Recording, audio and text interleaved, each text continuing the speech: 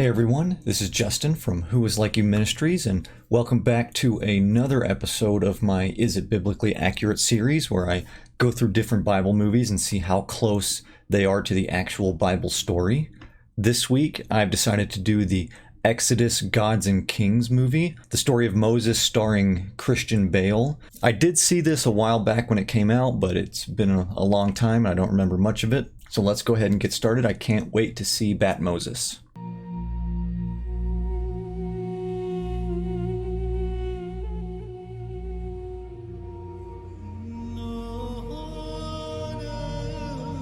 Right off the bat, we see here that the movie is going with the late dating of the Exodus. It showed that the movie's taking place in 1300 BC. That is one of the datings offered by scholars. Me personally, and the majority of biblical scholars, go for the early dating, which was the 15th century BC, but it's technically not wrong. It's just not the dating that I go with. Now, I'm not going to go into a lot of detail about who the pharaohs were during the early and late dating Exodus. If you want to see that, check out the video that I did down below on the Prince of Egypt movie. And there I go through who the pharaohs were and when the datings happened and things like that. This movie, I won't go through it, but I will just make note. The dating of the Exodus is thought to have either happened around the 15th century BC or the 13th century BC. This movie is the late dating.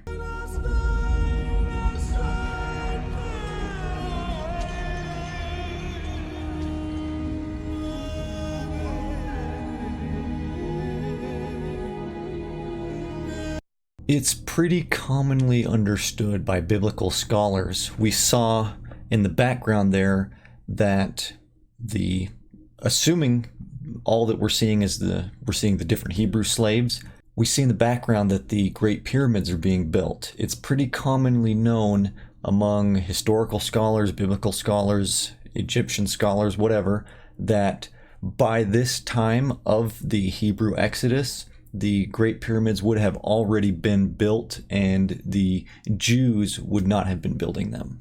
Just in case you see me in any real danger out there, ride the other way. I'm serious.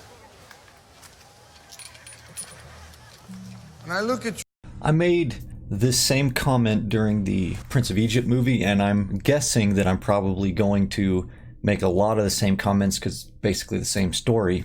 There is no biblical evidence that Ramesses, I'm assuming that's who this pharaoh, the son of the pharaoh is, and Seti would be the father. Ramesses and Moses, there's no biblical evidence that they would have had a good, brotherly, loving relationship. It's just not in there. There is evidence, however, to show that they probably did not.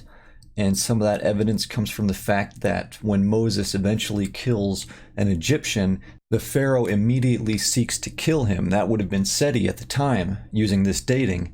And then later on, when Moses returns back, where Ramesses would have become the pharaoh, there's no evidence that there was ever kind of brotherly love or anything in that sort of matter. So I guess it's possible, but judging by the account of the Bible, it's definitely not probable. And I also want to mention that the entire story of the Exodus, I don't know how far this movie goes, but for the most part, it'll take place between Exodus chapter 1 and Exodus chapter 15.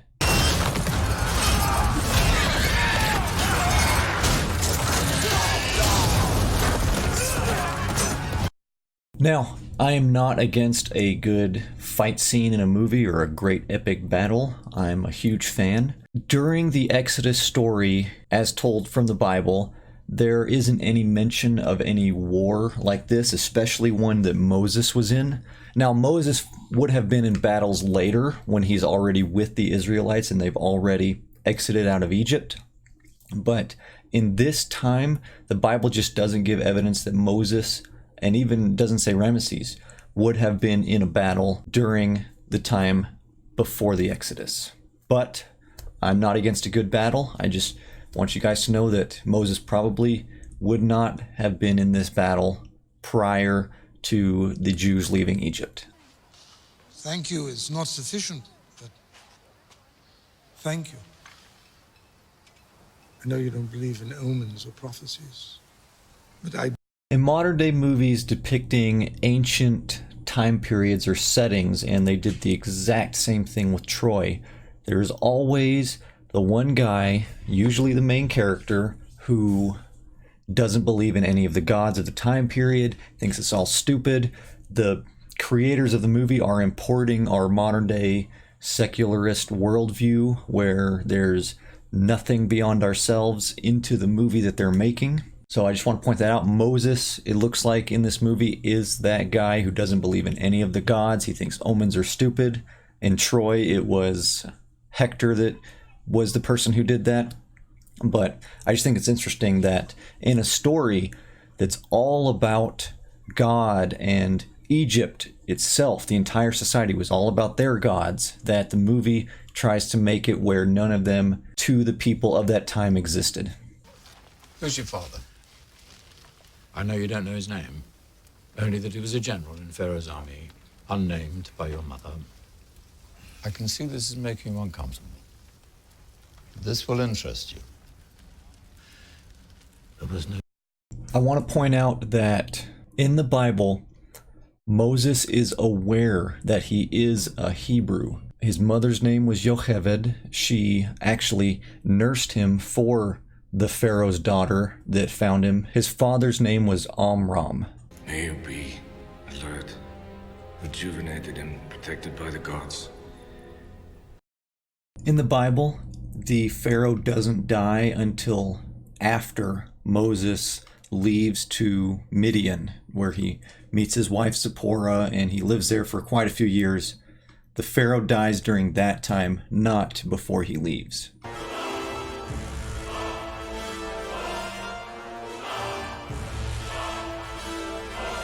And likewise, Moses is not present when Ramesses is made Pharaoh over Egypt. He is in Midian, and when he returns, Ramesses is the Pharaoh.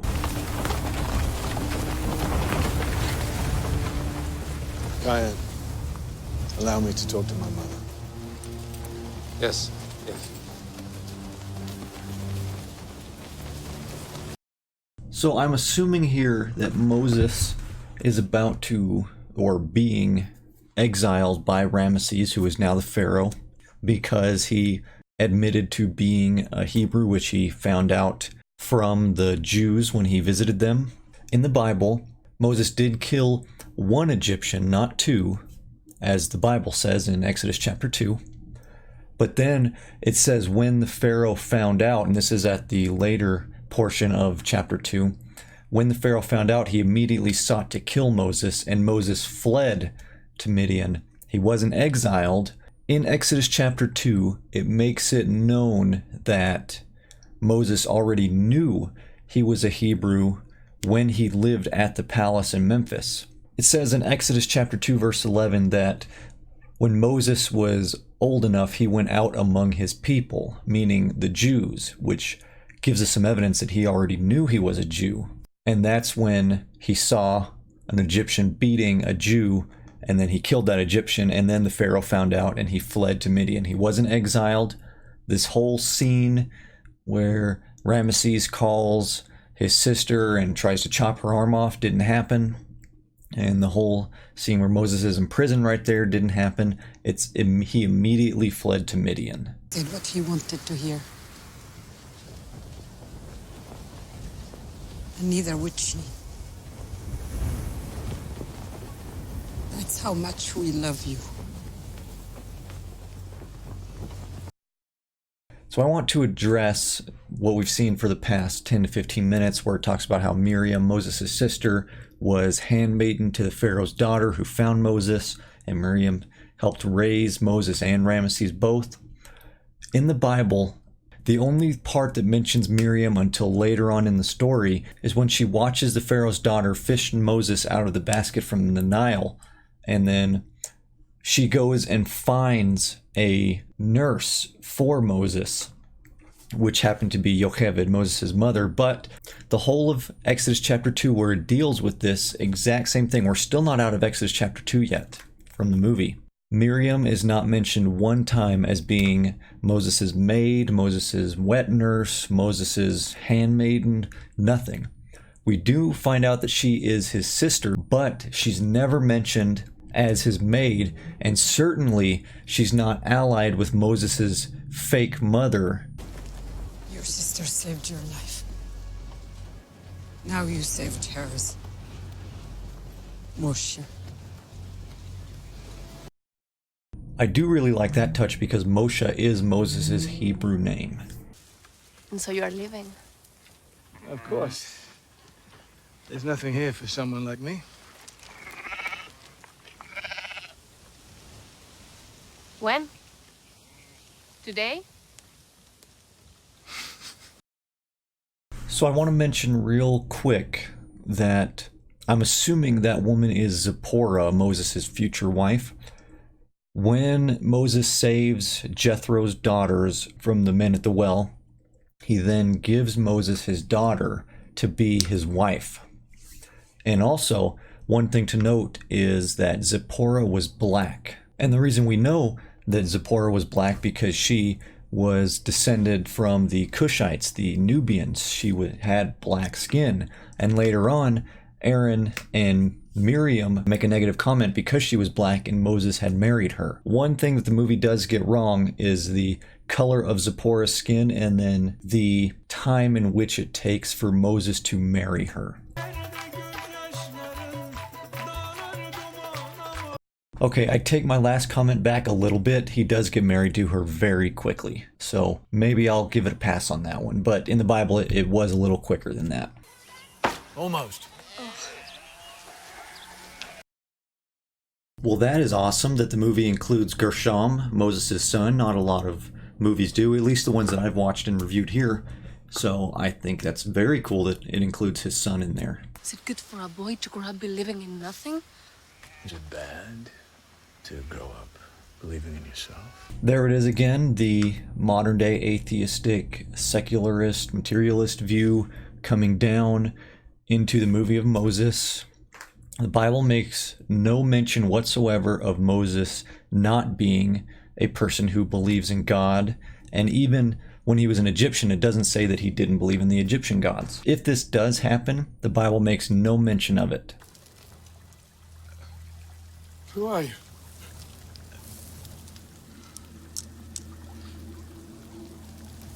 Who are you? I'm a shepherd. I thought you were general.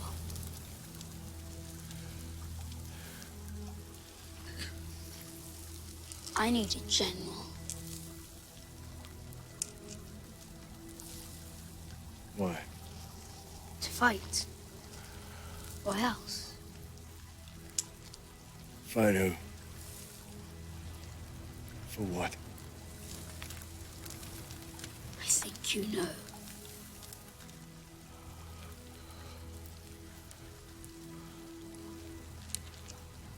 I think you should go and see what's happening to your people now.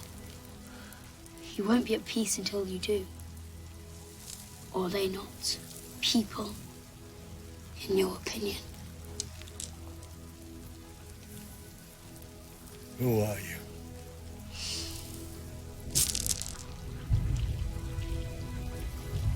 I am. I'm going to go ahead and stop it right there. Now, this movie was doing really well. A lot of parts that weren't biblical, but it wasn't doing too bad. I was enjoying the movie, and actually it wasn't too bad. But that scene with Moses and the burning bush was so laughably inaccurate that I don't have any other words to describe it.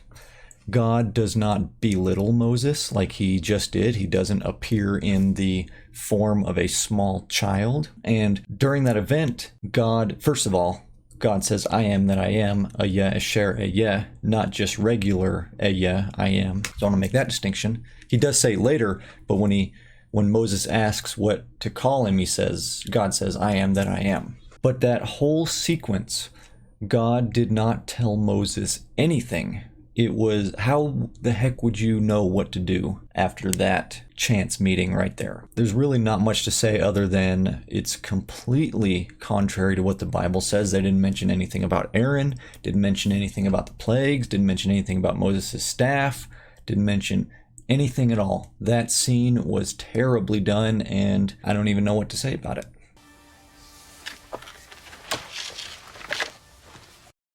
Moses, you can't give him your staff. How then are you supposed to do all the wonders and make all of the plagues and the snake in Egypt? And what's Aaron supposed to use?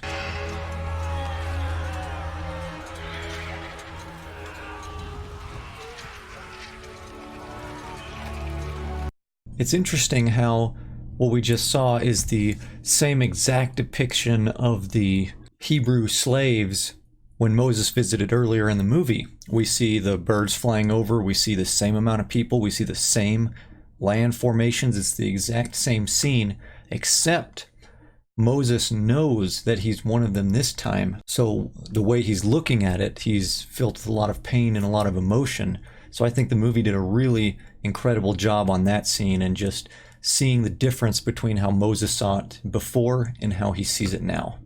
Aaron, your brother. Ithamar. So one thing to note, Moses doesn't meet Aaron here after he's already been back to Egypt.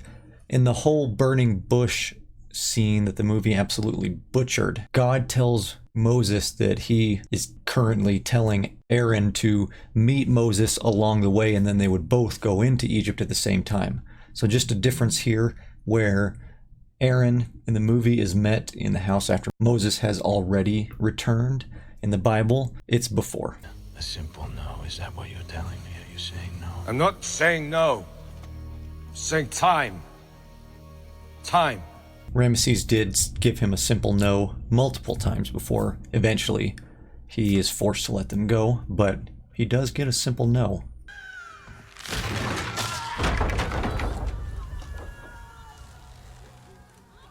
Needless to say, the Bible version of the Exodus doesn't depict any of this part happening.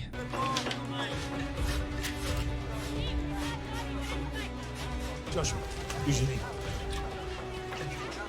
In the Bible version of the Exodus, when Moses does return to Egypt from the land of Midian, he is not building an army of the Jews. I think when the movie depicts things like this, it kind of takes away from the power and the glory of God, because God is the one who forced Egypt to release the Jews from captivity. It wasn't Moses and his giant Jewish army.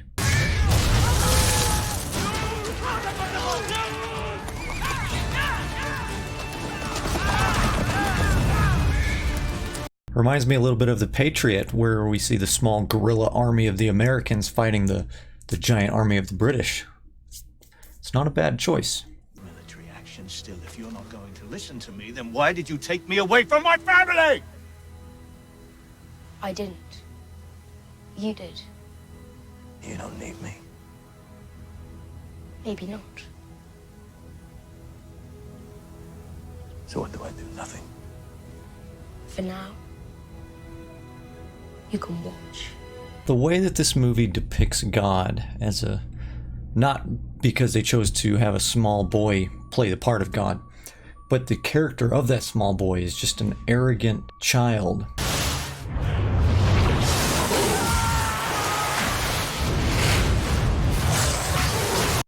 This is not how God turned the Nile into blood, or all of the water into blood. It's just a movie depiction that is lessening the power of God and the miracle in which he did it. In the story of the Exodus, when Moses goes to the Pharaoh and after he does the snake miracle with his staff, or actually Aaron does it, which the movie doesn't show, then the Nile turns into blood because of Aaron, God working through Aaron, not just a random amount of alligators that start to kill each other and kill everything on it, and everyone's blood starts to turn the Nile into blood. That's not the way it happened according to the Exodus. How long will it take? Not long.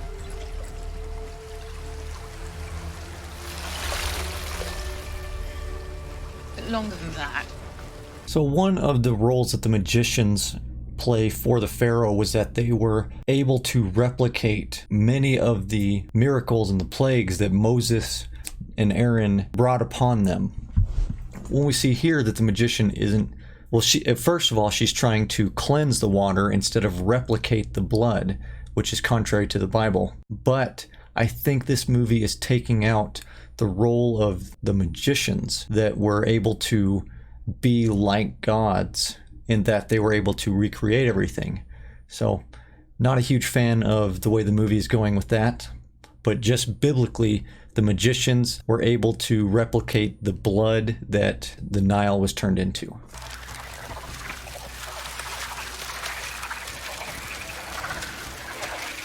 It's this part in the movie The Prince of Egypt that the really epic plague song starts playing, so that's all that I'm hearing in my head right now, because it starts in that movie just as the frogs start to jump up the stairs to the palace. So I'm really being reminded of that, and the song is playing in my head right now. Here is my settlement to you. Work quotas shall be doubled, and you will get no straw to make your bricks. Perhaps your God will provide it for you.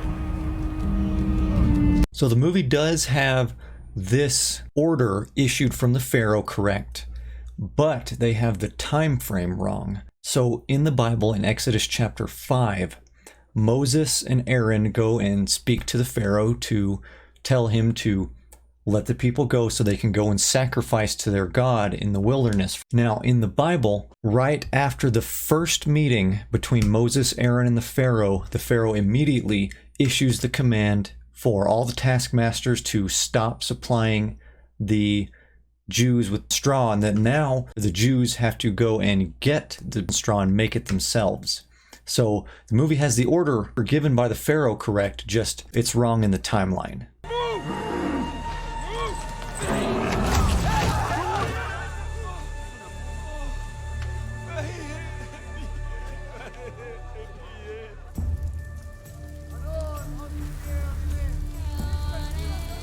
So what's happening here is from Exodus chapter 9, where God puts a plague on all of the livestock and the cows and the beasts and the horses too.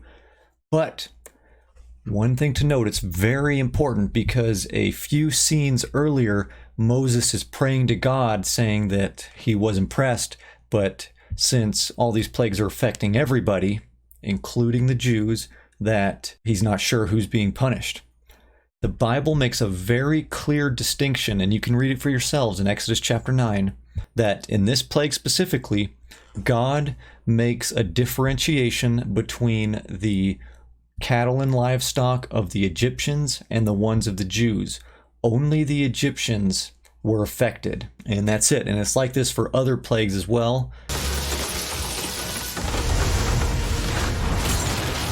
Now that was pretty cool, the way that the storm rolled in, and then the way that there was like this cyclone in the sky. That was really cool. Are you trying to say something with your answers?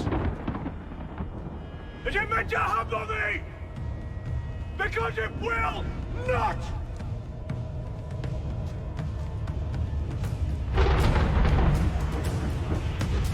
There it is again, another meeting with the, well, half meeting, because Moses didn't exactly meet him, but we see the God-child right there. The movie is making God into a bad guy instead of understanding the context of the story and why God chose to do all of these plagues.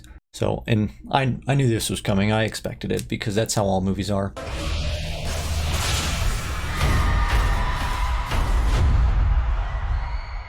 I don't know what that lightning bolt was supposed to be, because in Exodus it never says that God sent a bolt of lightning to kill a bunch of Egyptians and a bunch of slaves that were stealing grain. As long as Ramesses has an army behind him, nothing will change. Anything more is just revenge! Revenge! After 400 years of brutal subjugation. These pharaohs who imagine they're living gods, they're nothing more than flesh and blood. I want to see them on their knees, begging for it to stop! I'm tired of talking with a messenger! The movie is making this about revenge with God, because the Hebrews were in subjugation for over 400 years, so now God is taking his revenge and killing all of the Egyptians and making sure that they suffer for what they did. That is not biblical. That does not show God's glory or his justness or his sovereignty. God never does things for revenge. He is just and he does what is right. Now, I'm not saying that God did not punish the Egyptians, because he definitely did, and he did punish the pharaohs. He also punishes the Jews very many times, justly. But in this case, the Jews were enslaved. The pharaohs killed the firstborn children way before this, and in order for God to show his majesty and his glory, he punishes the Egyptians with these plagues, and the Pharaoh keeps hardening his heart. It's not about revenge, it's about saving his chosen people from captivity.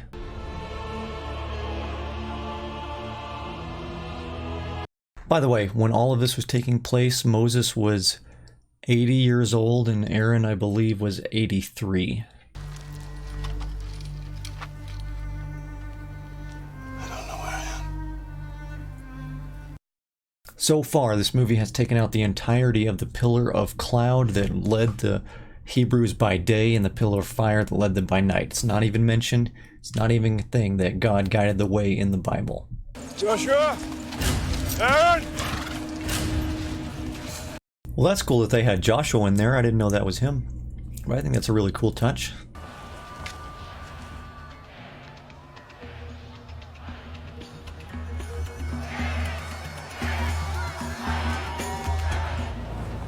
Well, there's the golden calf. We're all familiar with that story when Moses was up on Mount Sinai for so long that the Jews basically gave up hope that he was coming back down, and they gave up hope in the God that saved them, and they built a golden calf with Aaron, might I add, and they started to worship it. And then when Moses came down, he broke the tablets, and so on and so on.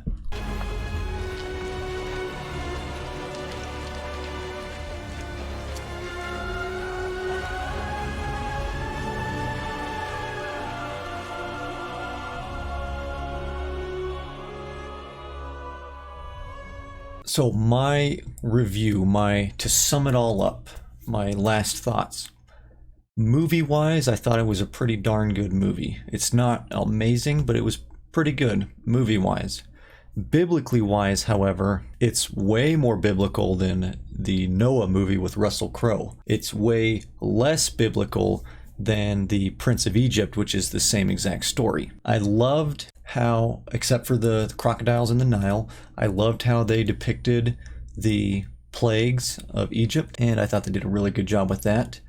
I hate how they pictured God here, the theophany of God that we have here, where he is just a small, arrogant child throwing a temper tantrum, and that's the way they're depicting God here. That's how they're showing him, and that's how they're giving us his mindset, that he's just throwing a tantrum, he's mad, he wants revenge. It's thoroughly unbiblical, and that is not the God of the Bible, the God that we all worship. Overall, it was on a scale of 1 to 10, with 10 being the most biblical, I'd probably give it a 5. It seems that this movie and a lot of other movies dealing with the Exodus really limit the role of Aaron.